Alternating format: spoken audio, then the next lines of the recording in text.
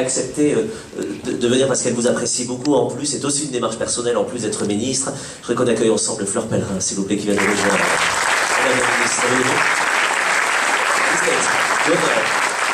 Madame la ministre, de jouer le jeu, ça nous fait tellement de bien quand un ministre ne vient pas avec des discours, c'est tellement mieux quand vous départagez, qui plus avec des gens que vous connaissez bien.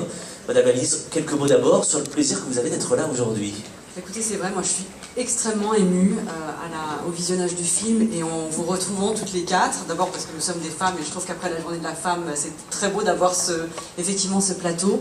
Des femmes engagées, et moi il y a quelque chose qui me touche tout particulièrement parce que je me rappelle très bien cet été où on dînait ensemble, c'était des soirées d'étudiants et je me souviens très bien avoir entendu et réentendu ce nom de Lisbeth. Pour moi c'était un personnage mythique, Lisbeth ceci, Lisbeth cela, et je voyais très bien à quel point vous étiez une source d'inspiration et à quel point vous étiez toutes les trois, toutes les quatre engagées dans cette aventure absolument magnifique qui donne aujourd'hui la fin du début, ou le début en tout cas d'un second cycle pour le service civique, mais qui est vraiment une très très belle aventure citoyenne.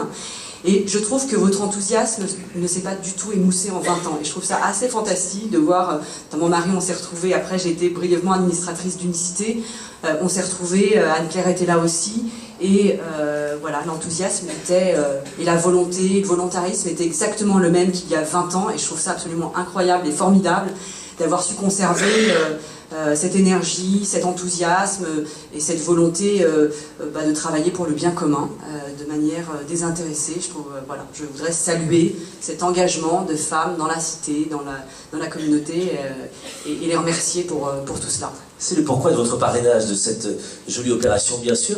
Le regard que vous portez sur les 20 années passées, tout ça c'est à l'origine du service civique tel qu'on le connaît aujourd'hui, tel qu'on le défend, ce fameux service civique universel. Comment est-ce que tout cela, en fait, a conduit à une décision, qui est en plus une décision forte de votre gouvernement ?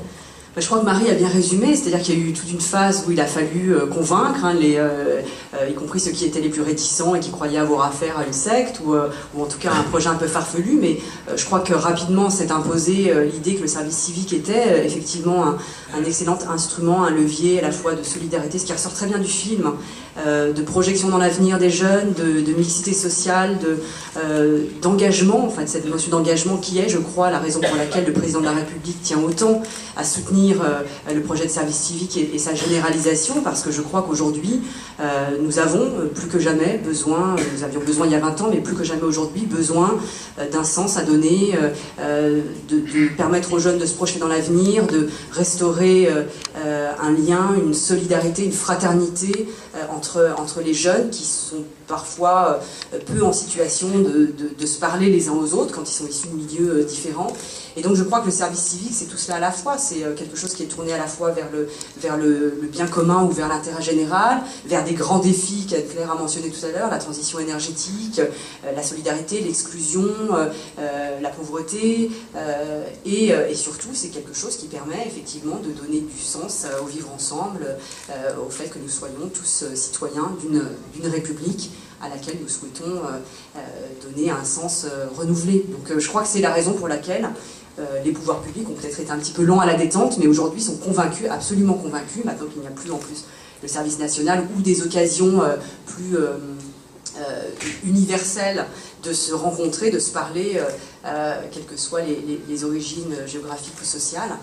Et je crois que le service civique a cette merveilleuse vocation à faire dialoguer ensemble les jeunes et à redonner du sens au vivre ensemble. Alors c'est de la responsabilité de chacun, ça va être votre responsabilité aussi. Quels sont vos projets au sein du ministère de la Culture et de la Communication à propos du service civique? Alors aujourd'hui c'est vrai qu'il y a déjà 3800, 4000 jeunes qui sont des volontaires qui travaillent justement dans les secteurs dits culturels et loisirs. Moi je pense qu'on peut faire beaucoup plus. Oui. J'ai commencé à y travailler d'ailleurs avec Marie pour voir comment on peut mobiliser davantage les institutions.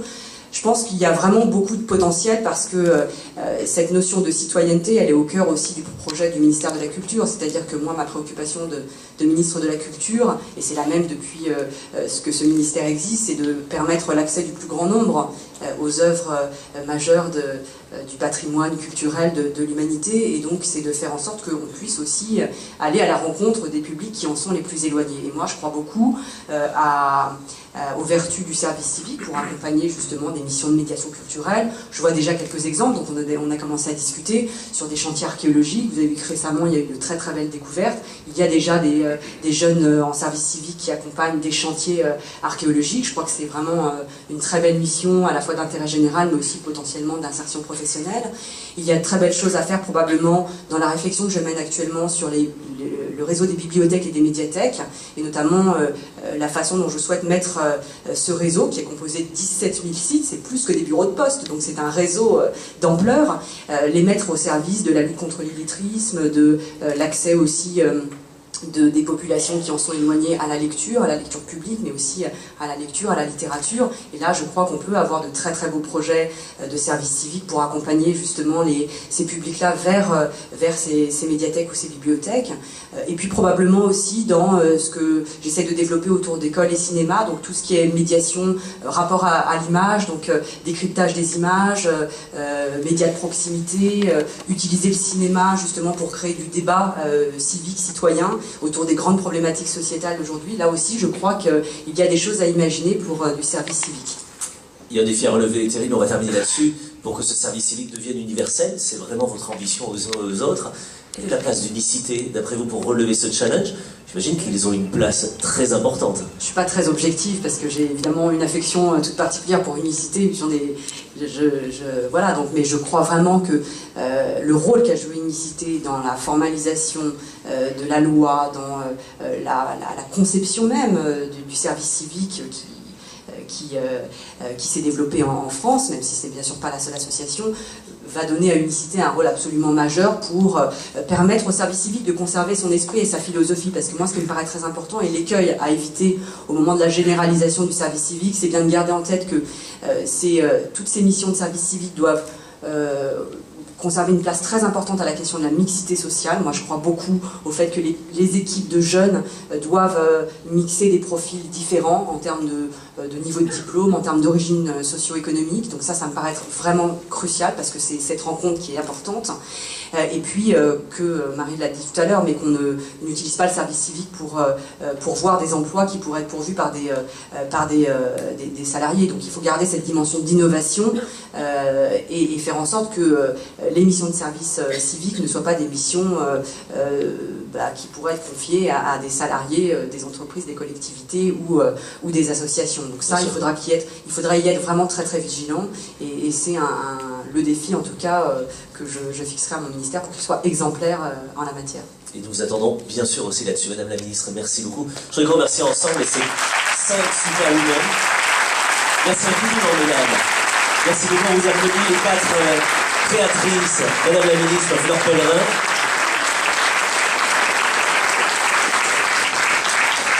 Je voudrais qu'on vous remercie aussi toutes les 5 d'avoir respecté le code couleur. On avait dit des couleurs joyeuses aujourd'hui et tout le monde l'a vu, on était tous habillés en noir en fait sur scène, ça ne le fait pas du tout.